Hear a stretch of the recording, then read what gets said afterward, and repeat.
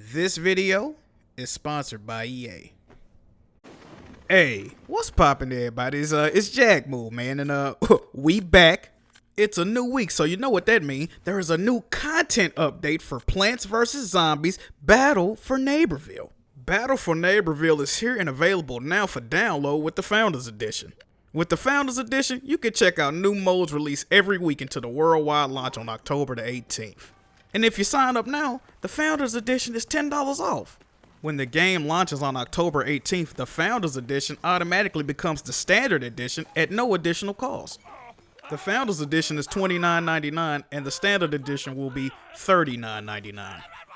Now that we got all that out of the way, let's get into a little bit of this gameplay. Now, if you're watching the gameplay right now, this is the all-new PvE mode for the zombies, okay? Now, if you played the game or if you watched a little bit of my live stream, you'll know that the Plants already had a PvE mode, Town Center. This is the zombies version. It's called Weirding Woods, okay? This is just dropped, brand new content. And if you notice the skin on my character, this is the Week 2 sign-in reward, the Champ Star All-Star. I think it's a pretty dope outfit, man. It's pretty much like a wrestling outfit for the All-Star character. Now, if you don't know anything about the PvE mode in Plants vs. Zombies, this is pretty much where you go to do, and this is what's dope about this mode. You can either do this single player, or you can play with up to 3 of your friends, okay? So this can be co-op or solo play. This is where you go to do story missions, you could do challenges, collectibles, boss fights. I'm sure if you've ever played Plants vs. Zombies, you know about the garden ops or the graveyard ops now that they have. This is one of the introductory missions in Weirding Woods where you help the Imp Girl Scout Izzy find their cookies that were stolen by sunflowers. Upon discovering the cookies, you also face one of the first bosses in this mode, Sunflower Sovereign. Now, I played this mission solo and I played this mission in a full party co-op, and I gotta be honest, man. This thing difficult. This thing difficult, man. You know me, you know Jack Move. I like a good difficulty in my games, and this game provides it. I like the fact that it's not a pushover. It's really not. Do not let the cute flowers fool you. You know, you think of a sunflower all dainty and pretty and all that. Sunflower give you the hands, man. I'm just being honest with you. It gave me the hands. I had to, hey, listen. Also, this was one of my first time playing as the All-Star in this game. Now, you know the All-Star was one of my mains in Plants vs. Zombies Garden Warfare 1 and 2. Plays slightly different in this game, you know. His shield now it casts a protective barrier or like a bubble. But other than that, it's pretty much the same All-Star that you know and love. Still has the imp punt, still has the tackle. Oh, before I forget to mention, certain customization items can only be earned through playing the PvE mode. You have to earn the currency, which in the Town Center, the Plant side, is tacos. On Weirding Woods, the zombie side, is marshmallows. Now, you use the currency to either buy maps that can show you where gnomes are at, a collectible in the game, or where chests are at, another collectible in the game. The main items you can acquire with this currency are customization items, such as customizing your name tag, whatever icon you want, whatever background you want on your name tag when you vanquish someone.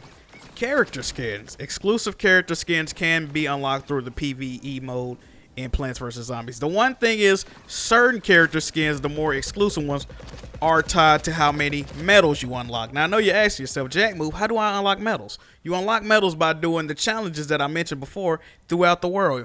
Puzzles, collectibles, boss fights, finding hidden areas. There's a couple of ways you could collect medals, man. And the more medals you collect, the more customizations you can unlock. I'm trying to think, is there anything I'm missing out from this mode? Oh yeah, one thing I realized from playing this, garden ops, graveyard ops, they have been changed. They used to be 10 rounds.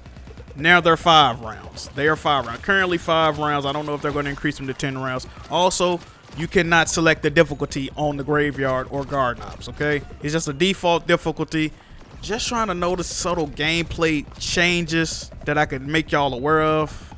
But I don't want to spoil y'all on the Weirding Woods. Y'all got to check that out for y'all selves, man. Let's get into the other new mode that dropped this week, the PvP mode, Team Vanquish.